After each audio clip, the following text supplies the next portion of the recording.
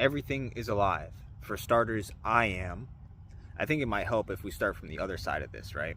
We start with material reduction. What if I was saying everything is dead? How will you refute me? Everything is dead.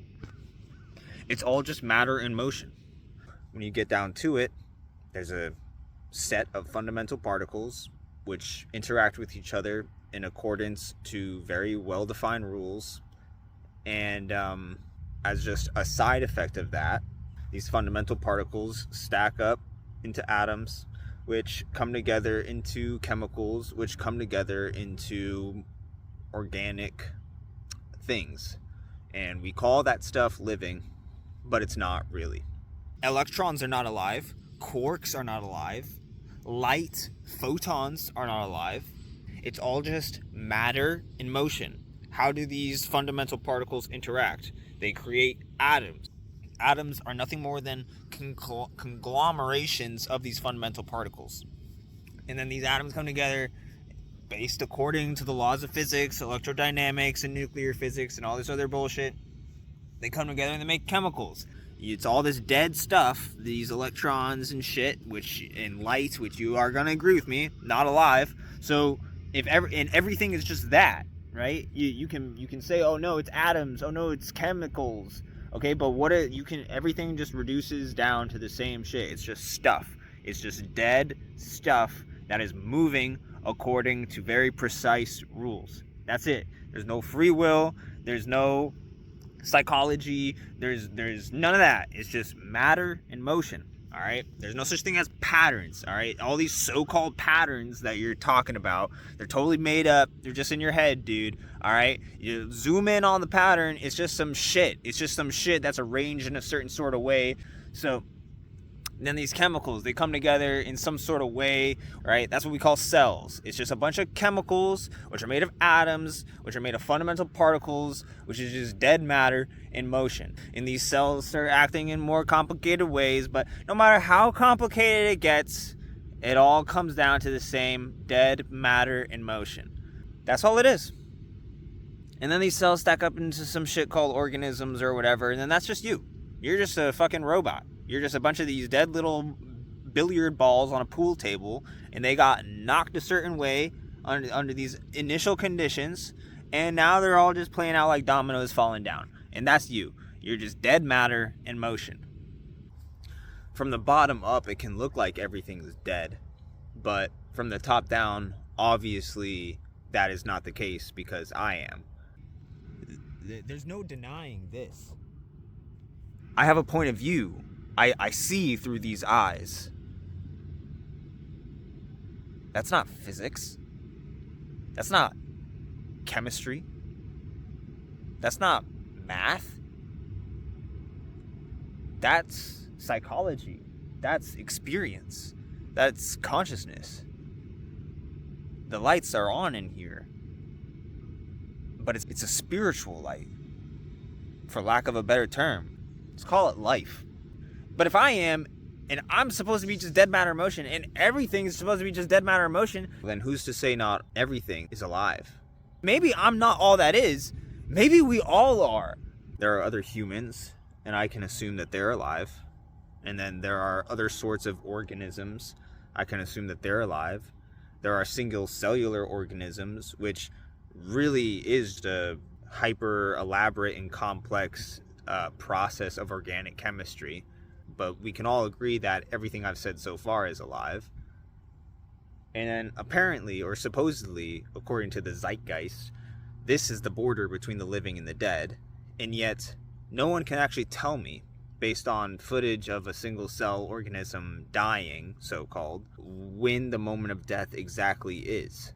Same thing with viruses. No one can make up their mind if viruses are alive or not, because again, it's just another very elaborate and complex process of organic chemistry. Because the line between chemistry and biology is totally made up and arbitrary and based on feelings. If you're going to say some things are alive and some things are not, you're going to have to give a justification. You need to offer the criteria. What's the delineating factor? What separates the living from the dead? And why? And when you get down to it, There's no philosophical justification for why we should draw any line anywhere at all. Maybe any kind of line we try to draw in the sand is completely arbitrary and it's going to get washed away by fucking forces of nature that we cannot comprehend. And so everything's alive. It really has to be all or nothing. Any kind of line you try to draw is going to be rooted in nothing more than how shit makes you feel. I am. And I'm forced to assume, honestly, that you are too. That we are. That all of this is. Down to the electron. Down to the photon. Light. And why would it stop at organisms anyways? The organisms then stack up into ecosystems. Us human beings stack up into societies. Not just societies, but political parties, organizations, institutions, tribes, families, communities, countries. All these higher order beings are also alive.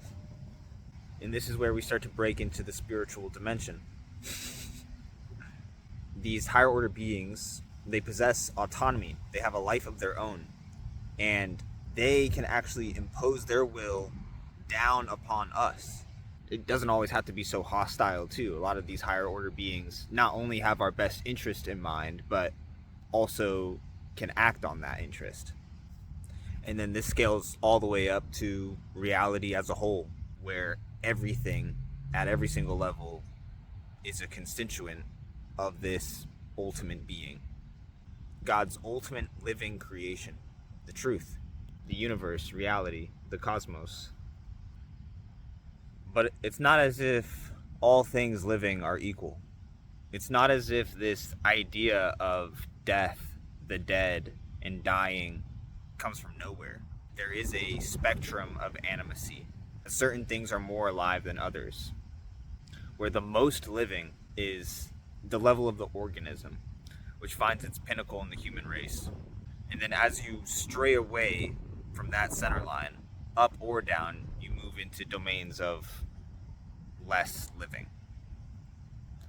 So cells would be less alive than organisms, which would be more alive than chemicals, all the way down. And then up too. I would say a human being is more alive than any angel, spirit, power, or principality, or demon for that matter. Any higher order being is less alive than a human being. What makes something alive is its cohesion. To the extent that the constituents are in love, that's what makes something alive. When the constituents fall out of love, this breeds decay, fragmentation, decomposition. But nothing is truly dead. If you could conceive of nothing as some kind of thing, that is what is death itself. That's what's dead. Nothing. Everything's alive. To say otherwise is to deny your own existence, which is the only self-evident reality. And then you could play this solipsistic game and say, oh, I'm all that is. It's all just in my head. Everything else isn't. But I think it's safe to say alone that that's nothing more than an egotistical fantasy to think that I am all that is, and that I'm the only one alive, that everyone is an NPC, and that the lights aren't on in anyone else, even though they all walk like me, and they all talk like me, and they all say that they're just as alive as I am, and they all act like it too. Truly.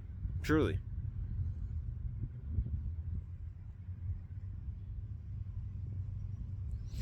Everything's alive. You are, aren't you?